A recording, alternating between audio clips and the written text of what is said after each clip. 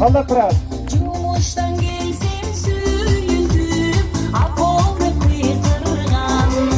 Hey! Gönlüm ergip, bokku cetemin, aylanıvere senden gedeyin.